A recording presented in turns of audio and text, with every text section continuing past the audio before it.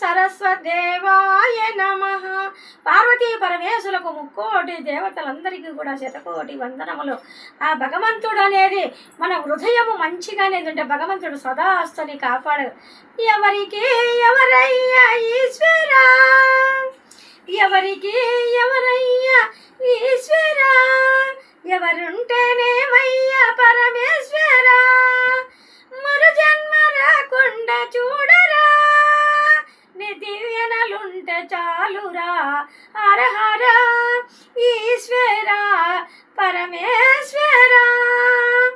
కనులు తెరవగా జననము, కనులు మూయగా మరణము, రెప్ప చాటున ఈ జీవనం దివ్య మార్చు ఆ బ్రహ్మకైనా లయకారక అర్ధనారీశ్వర గౌరీ శంకర పరమేశ్వర. నాది నాది అంటూ హాము, నీది అంటూ స్వార్థకము, కలుషితమైన ఈ జీవితం ఇక చాలునయ్యా ఈ నాటకము. లయకారక అర్ధనారీశ్వర పరమేశ్వర. ఎవరికి ఎవరయ్యా ఈశ్వరా, ఎవరుంటేనేమయ్యా పరమేశ్వర, మరు జన్మ రాకుండా చూడరా, నీ దివ్యనలుంటే చాలురా. హర హర ఈశ్వర పరమేశ్వర. భగవంతుడు అనేది మనం చేసే పూజలు, మనం చేసే విధానము, మనం మాట్లాడే మాట ప్రతి ఒక్కటి కూడా హృదయం అనేది మంచిగా పెట్టుకుంటే కనుక సదాస్తని భగవంతుడు అన్నీ చూస్తాడు. అంటే చూడే గురు బ్రహ్మ గురు విష్ణు గురు మహేశ్వర సాక్షాది పరబ్రహ్మ అని అంటారు చూడి. కాబట్టి ఒక తల్లికి తండ్రికి అనేది గౌరవం ఇచ్చిన వాళ్ళు, ఒక బిడ్డలు కానీ కొడుకులు కానీ వాళ్ళు ధన్యులు అవుతారు. ఒక బయటికి పోయినా, ఒక చదువులో కానీ చిన్నపిల్లలు కానీ ఎక్కడ పోయినా సదాస్తని అన్నీ కూడా సవ్యంగా జరిగిపోతాయి. ఇప్పుడు ఎంతనైనా కూడా చూడే తల్లి అనేది తల్లి గరగర, తల్లి పీచు పీచు, బిడ్డలు రత్నమాణిక్యాలు. అంటే ఆ ఒక్క పనస పండులో ఉండే పండు ఎంత మధురంగా అనేది ఉంటుందో ఆలోచన చేయండి. తండ్రి గరగర అంటే తిరిగి ఎక్కడైనా సరే పని చేసి తిరిగి అప్పులో సప్పులో తెచ్చి తండ్రి సాకే కలిగే బాధ్యత ఒక తండ్రికి. తల్లికి పీచు పీచు, తల్లి పీచు పీచు అంటే గినక చేసి బిడ్డలకు అనేది చేసి బిడ్డలు విద్యాబుద్ధులు కావాలా, మంచి మనసు ఉండాలా, మంచి మార్గంలో రావాలా, తెలివితేటలు అనేది నా బిడ్డలు కావాలని చెప్పి ఆ ఒక్క తల్లి ఆ ఒక్క సనపాలలో తాగే సనపాలులో అడుగుకు కూడా సెకండు కూడా ఆ ఒక్క రక్తం అనేది ఆ తల్లి పిండి పోస్తుంది చూడి. ఆ రక్తం అనేది ఆ తల్లిలో పిండి పోస్తేనే కదా ఆ ఒక్క బిడ్డ సనబాలు తాగి రేపు మాపు అని ఎక్కచ్చది. ఆ తల్లి పీచు అంటే తల్లి అనేది వంట చేసి వార్పు చేసి బిడ్డలను చూసుకొని ఎన్ని అనేది కష్టాలు అనేది పడింటుందో మనం అనేది గుర్తించండి. కానీ ఒక్క సెకండులో తండ్రిని తీయడము సెకండు పట్టదు. ప్రతి ఒక్క బిడ్డ ఎవరినైనా కూడా సాటి మనిషిని కానీ గౌరవించి పుచ్చుకున్నప్పుడే కూడా ప్రతి ఒక్కరికి కూడా మంచి హృదయము, మంచి మనసు అనేది ఇదవుతుంది. భూమి మీదకి మనకు ఆ బిడ్డలను వేసినాక మనకు ఎంత ప్రాణము పోసింటే ఇంత విద్యాబుద్ధులు, ఇంత ఉద్యోగాలకు, ఇంత ఆఫీసర్లు ఎదిగింటారు. కానీ తల్లిదండ్రులకు అనేది గౌరవం అనేది లేకుండానే ఈ ప్రపంచము మనసులు ఏడికే లేకుండా గౌరవం అనేది తీసి పక్కన పెట్టేస్తున్నారు. కానీ నేను చెప్పడము కాదు, మీరు కూడా ఒక్కపారి తెలుసుకోండి. ప్రతి ఒక్కరికి తెలిసిన మాట తెలుసుకొని జీవితం అనేది ఈ అర్థంలో పడకుండా భగవంతుడు సదాస్తుని కాపాడాలని ప్రతి ఒక్కరిని మనం కోరుకుంటున్నాము. అది నేను చెప్పడం కాదు, భగవంతుడు అనేది ఆ సరస్వదేవి గణేశుడు చిన్న అవకాశం అనేది నాకనేది ఈ పొద్దు మీ ముందుకు వచ్చి నేను చెప్పగలుగుతానండి. చిన్న అవకాశం అనేది ఆ పరమేశ్వరుడు అందరూ సదా సరే ఆ భగవంతుడు నాకు అవకాశం ఇచ్చింటే మీ ముందుకు వచ్చి నేను 2 మంచి మాటలు చెప్పగలుగుతున్నా. అది నా మనసు, నా మాట, నా హృదయము కాదు, భగవంతుడి సంకల్పనతో మీ ముందుకనేది వచ్చి నేను చెప్పగలుగుతాను. కానీ ప్రతి ఒక్క మనిషి తల్లిదండ్రులకు అనేది గౌరవించండి. సాటి మనసులకు గురువును మన విద్యాబుద్ధులు చెప్పి తల్లి తండ్రి తర్వాతనే కదా ఆ చదువులు చెప్పే స్వారు కూడా ఆయనకు కూడా గౌరవం ఇచ్చినప్పుడే మనం ఏది కూడా ముందడుగు వేయగలిగి అన్నీ కూడా ఎదగగలుగుతాం. కానీ మనిషి అనేది తెలుసుకోండి. ఇప్పుడు ఒక రాజు అనేది ఒకానొక కొడుకు ఉంటాడు. ఒకానొక కొడుకు ఉంటే ఏం చేస్తాడు? ఆ కొడుకును అనేది కొంచెం ఎక్కి బాగా వచ్చినాక చదువులకు సంస్కారానికి ఆ బిడ్డ ఎక్కేస్తానే ఆ ఒక్క తల్లిదండ్రులు రాజు భార్య ఏమని కోరుకుంటారు? ఆ కొడుకును అనేది ఈ పొద్దు మంచి సంస్కారం అనేది మనం ఉండేసాటగా ఆ పిల్లోనికి మంచి విద్యాబుద్ధులు అనేది మనం ఇస్తే కనుక మనకు అంటూ ఆ ఒక్క పిల్లోడు సంస్కారానికి ఇప్పుడు రాజు అయితే రాజు కానీ ఒక ఏదో రకరకాలుగా ఏదన్నా కానీ ఒక తల్లిదండ్రులుగా మన బాధ్యత నిర్వర్తించాలి కదా అని ఒక ఆలోచనతో ఏమి చేసినారు? ఆ భార్యాభర్త కూర్చొని ఆ రాజు భార్య మాట్లాడుకుంటున్నారు. మాట్లాడుకుంటుంటే వాళ్ళ ఇంటికి ఒక దొంగ అనేది దొంగతనానికి రాజు ఇంటికి దొంగతనానికి వచ్చినాడు. దొంగతనానికి వచ్చిన వాడు ఈ భార్యాభర్త మాట్లాడుకునే మాటలన్నీ కలిసి కూడా ఇప్పుడు ఒక ఆసనంలో ఒక 4 సాధులు అనేది ఉన్నారు. ఆ సాధులు అనేది మంచి మాట, మంచి పలుకు, మంచి విధానం అనేది వాళ్ళు మాట్లాడతారు. మన బిడ్డకు కూడా సంస్కారం అనేది నేర్పిస్తారు కదా అని ఒక ఆలోచనతో ఆ భార్య భర్త మాట్లాడుకునేది. ఈ దొంగతనానికి వచ్చినాడు దొంగతనం సాలిచ్చే ఈ భార్యాభర్తలు మాట్లాడేది శోభన వేసుకున్నాడు. అప్పుడు దొంగ ఏం చేసేసినాడు?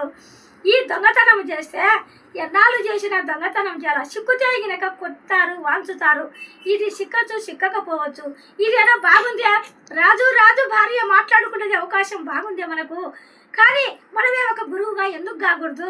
మనమే ఆ సన్నాసులను అక్కడ ఉంటారు కదా ఎత్తుక్కుంటా మనం ఎందుకు పోకూడదు అని చెప్పి ఆలోచన పడి ఈ రాజు భార్య మాట్లాడుకుని దొంగతనానికి వచ్చిన ఇప్పుడు దొంగతనానికి వస్తాడు. దొంగతనం ఎప్పుడు చేసినా కదా చిక్కు చేయనక కొట్టించుకోవాలి కదా. మనం ఇదేదో బాగుందే అని చెప్పి ఆలోచనతో ఆ దొంగతనం చేయకోకుండా ఈ రాజు భార్య మాట్లాడేది విని ఈ 4 ఉండే ఆ సాధుల కాడికి నేరుగా ఈ రాజు భార్య కన్నా ముందుగానే వాళ్ళు దొంగతనం చేసేటోడు అక్కడికి వెళ్ళిపోయినాడు. అక్కడికి వెళ్ళిపోయి ఏం చేసినాడు? నాకు మంచిగా ఒక మంచి మాట చెప్పాలో నాకు అన్నాడు. మంచి మాట చెప్పాలంటే ఏం చెప్పాలన్న ఆయన నీకు ముందు నీ హృదయము పరిపూర్ణతగా అనేది నీ హృదయం పెట్టుకో అన్నాడంట. మళ్ళా రెండో ఆయన కాడికి సాధు కాడికి వినంట. రెండో సాధు కాడికి పోతే నాకు నీ నీతి పద్యాతులు ఏదో నాకు చెప్పు అన్నాడంట. నేను చెప్పేది ఏమీ లేదు నాయన. ఇప్పుడు అక్కడ ఆయన ఏం చెప్పినాడు? మంచి మనసు పెట్టుకోమన్నాడు. నీ ఒక్క చెడు ఆలోచనలు, చెడు బుద్ధులు లేకుండా నీ మనసు అనేది తలబెదురు నీ మనసును ఉపయోగించి నువ్వు ఏ పొద్దు సాంప్రదాయకంగా ఉంటుంది ఆ పొద్దు మంచి మాట, మంచి పలుకున్నాయన అన్నాడట. 2 అయిపోయినాయి. మూడో సాధు కాడికి పోయినంట. మూడో సాధు కాడికి పోతే ఏమన్నాడు? నాయన నువ్వు ఆ నామస్మరణ రామా అని నామస్మరణ చెయ్యిపో అన్ని సదాస్తని భగవంతుడు పలుకుతాడు అన్నాడంట. 4 ఆయన కాడికి పోయినాడంట. స్వామి నీవు కూడా ఏమి నీ కథ అన్నాడంట. అంటే ఏం చేసేది ఏమి లేదు నాయన, నువ్వు అన్నీ విద్యాబుద్ధులన్నీ మేము చెప్పినట్టు నువ్వు లభించి చేసి నువ్వు కరెక్ట్గా ధ్యానం చేసినావు అనుకో అన్నీ కూడా నీకు అబ్బుతాయి నాయన అన్నాడంట.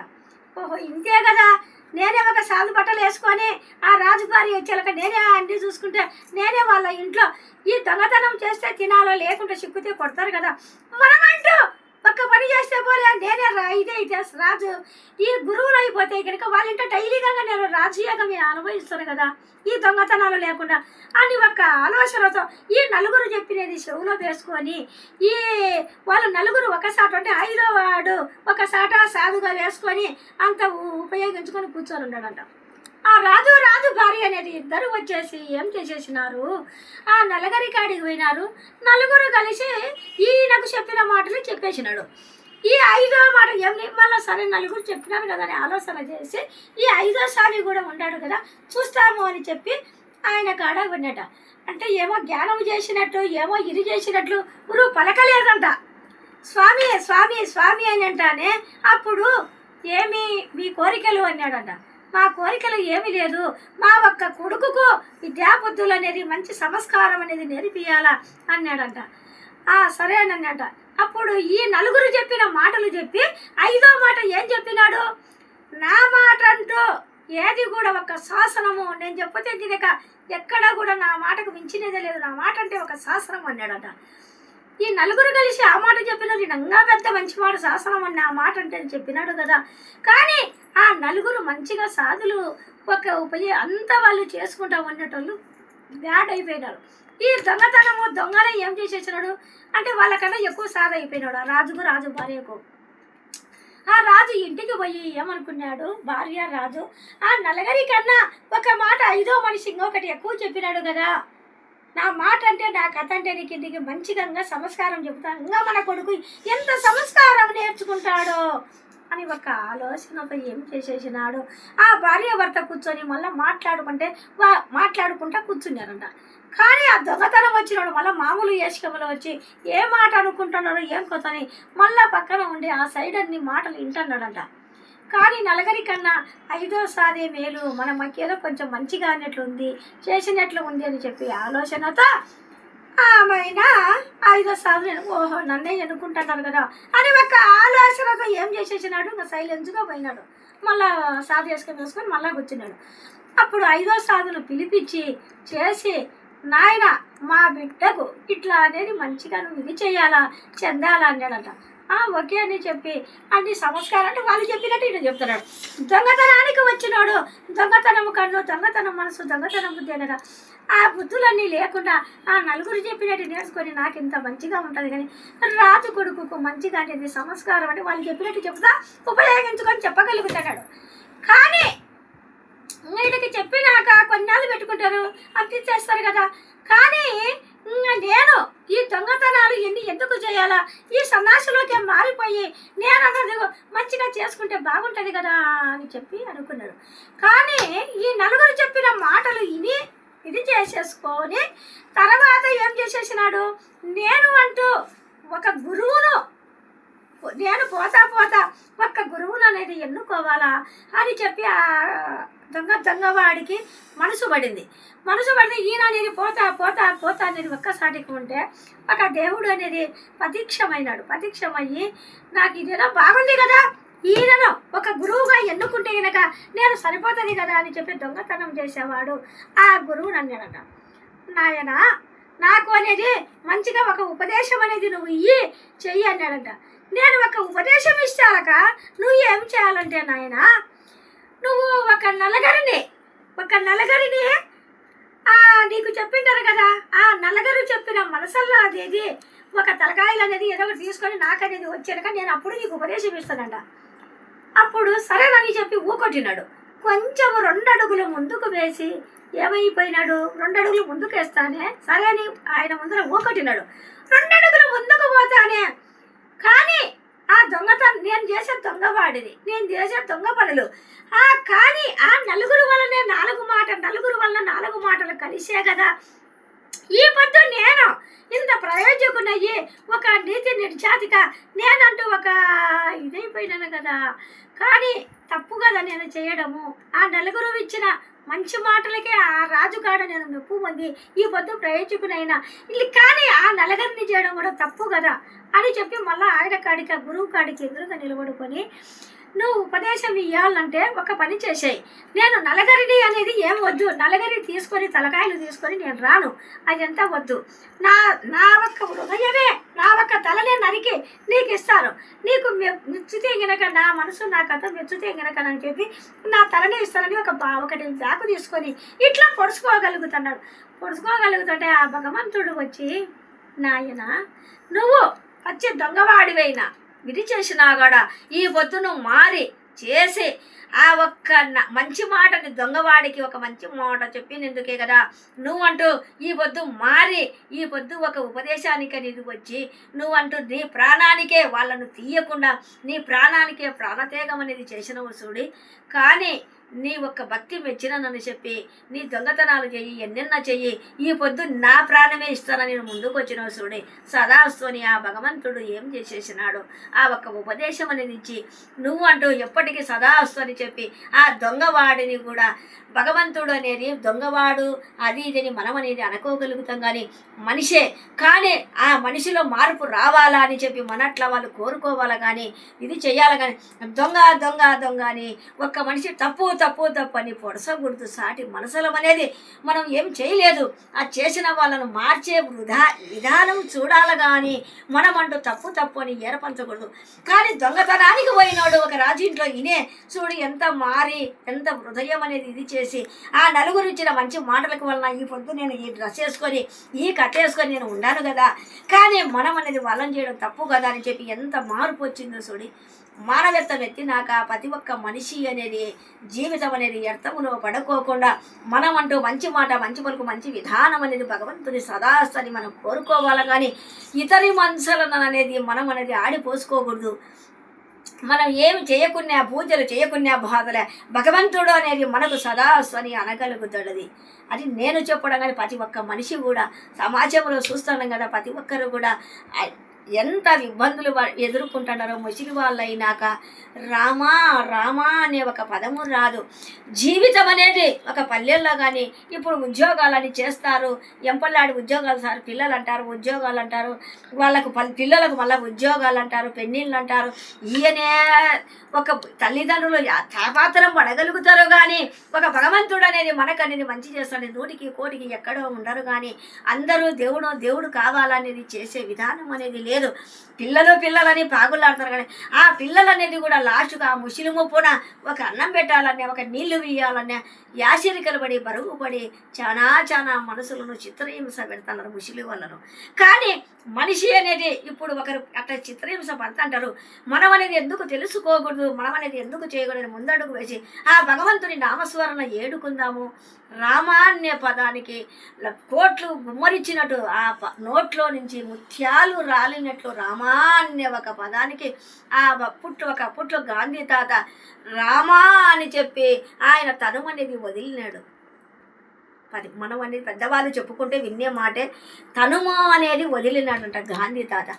ఆ ఒక్క పదము రావాలంటే ఎంత మనము నోట్లో ఆ భగవంతుని నామస్మరణ ఎంత చేస్తే గనక అంత మనకు మోక్ష ఫలితం అనేది తగ్గుతుంది. భగవద్గీత అనేది ఇది నేను చెప్పడము కాదు. ప్రతి ఒక్క మనిషికి పెద్ద వేదాలు మంచిగా ఎన్నో బుక్కులు చదివిన వాళ్ళు కూడా ఉండరు. నేను ఒక్క చిన్న కంట్లో రవ్వమేని నేనేం పెద్ద విధాన్ని చెప్పలే. భగవద్గీత అనేది చదివిన వాళ్లకు భగవంతుడు మన ముందు వెనక ఇంట్లో ఎప్పటికీ కూడా అంటే ప్రతి ఒక్కటి నీతి నిర్జాతిగా పలకమని భగవద్గీత ఇంట్లో ఉంటే కనుక అన్నీ కరెక్టుగా మనిషి అనేది చక్కగా స్ట్రైట్గా మంచి మాటలు పలకాల, మంచి హృదయం ఉండాలా. ఆ భగవంతుడు అసలు భగవంతుడు సాష్టాడు భగవద్గీత చదివినోడు అందున సందేహము లేకుండా సాష్టాడిగా ఆ భగవంతుని సన్నిధిలోకి చేరగలుగుతాడని ఒక్క నమ్మకంతో నేను కూడా మీ ముందుకు వచ్చి చెప్పగలుగుతాను. నేను చెప్పిన మాట అనేది ఏంది అని తీసేయకోకుండా మీరు అనేది వినండి, ఒక్క మాట గ్రహించండి. కంట్లో రవ్వమేను కూడా పాపం పరిహారం కావాలా. నేను అంటే మీతో పాటు సాటి మనిషినే, నేనేం పెద్ద విజయాన్ని నేను చెప్పగలగలేదు.